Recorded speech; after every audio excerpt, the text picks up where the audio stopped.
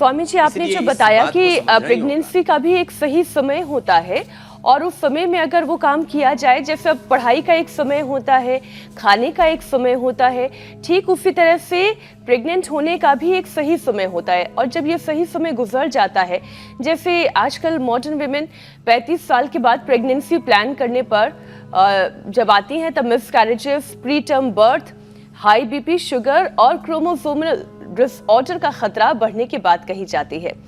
Doctors ये महिलाओं को समझा रहे हैं कि फर्टिलिटी विंडो को आप समझिए और जितनी साफ तरीके से ये बात समझ में आएगी उतना सही समय पर आप फैसला ले सकेंगे। तो स्वामी जी, ये फर्टिलिटी की सही विंडो क्या है और ये 35 के बाद फिर जो माँ बनने का सपना देख रही हैं, अब मान लीजिए किसी की ऐसी कोई चुनौतियां रही हों कि वो माँ नहीं बन पाई हों, वो अलग बात है, लेकिन जो चाहकर 35 के बाद कोशिश कर रही हैं उनके लिए ये कितनी बड़ी चुनौती है।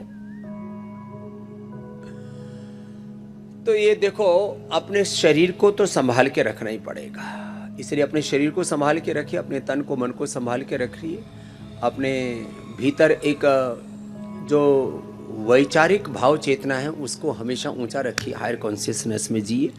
फिर जो आपने बात बताई उसका समाधान हम दे देते हैं। ये सच है, कई बार कुछ ऐसे कारण बन जाते हैं कि लेट मैरिज भी हुई और फिर जो है हमें मातृत्व में अपने आप को ढालना है, तो उसके लिए फिर दशमूल का काढ़ा पिए। मैंने कहा संतति सुधा लें, नारीकांति वटी लें, प्राणायाम का अभ्यास करें, कपालभाति ही कर लें, आधा आधा घंटा अनुलोम विलोम कर लें, तो कोई दिक्कत नहीं आएगी। यदि कोई समस्या भी आई तो हर समस्या का समाधान है, ऐसा नहीं है संसार में समस्याएं हैं और समाधान ना हो, तो हर समस्या का समाधान है, वो समाधान भी हम बताते जा रहे हैं। और हाँ, प्रेगनेंसी के बाद तो ये उत्तम समय तो 18-20 से लेकर के 30 और अधिकतम 35 तक का ही है। फिर भी किसी ने शादी की है 30-32 में, 35 में, तो भी माँ बन सकते हैं, ऐसी कोई बात नहीं है। हाँ, अब फिर उस समय कॉम्प्लिकेशंस ज़्यादा आते हैं, फिर बीपी बढ़ता है, शुगर बढ़ता है, उसके लिए एलोपैथी की दवाई लेंगे तो माँ और बच्चे दोनों का जीवन खतरे में पड़ सकता है। तो एलोपैथी की कोई भी दवा, अब प्रेगनेंसी के दौरान यदि कोई बीपी की दवा लेंगे, शुगर की दवा लेंगे, तो बच्चे के स्वास्थ्य पर बहुत खराब प्रभाव पड़ेगा और उसका डीएनए गड़बड़ हो जाएगा। ये बड़ी गड़बड़ बात है। इसलिए मुक्तावटी ले सकते हैं, मधुनाशिनी मधुग्रिट ले सकते हैं गर्भावस्था में भी, ये सेफ है। ये हमने हजारों माँ बहन बेटियों पर प्रयोग किया है। थायराइड की प्रॉब्लम होने पर थायरोग्रिट और धनिया का पानी और ये पॉइंट दबा सकते हैं। ये बहुत अनुभव की बात है, इसलिए मैं इस बात को कह रहा हूँ। हार्मोनल इम्बैलेंस होने पर अनुलोम विलोम भ्रामरी उद्गीत कर सकते हैं, मेधावटी ले सकते हैं। नींद बिना आए तो बादाम रोगन नाक में डाला, मेधावटी ले ली, अनुलोम विलोम किया और सोते समय हरिनाम जप किया, तो निद्रा की समस्या नहीं रहेगी।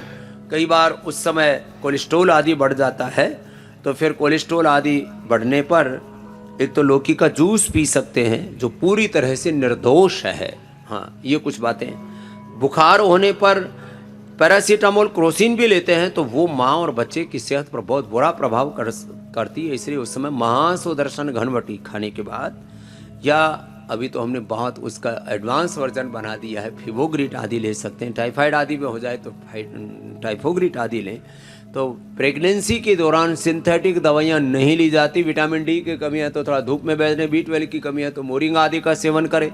तो जो नैसर्गिक उपाय बताते हैं, कैल्शियम की कमी है तो मुक्ता पिष्टी लें, आयरन की कमी है तो अनार, गाजर, चुकंदर का जूस पिए, ओमेगा की कमी है तो फ्लैक्सीड भिगो करके खाएं। गर्म चीज़ें नहीं खानी चाहिए प्रेगनेंसी में, पपीता और कोई भी गर्म चीज़ आदि, वो उससे जो है आपका दिक्कत हो सकती है, संभावना बनती है गर्भपात आदि की। तो ये इन चीज़ों से बचे।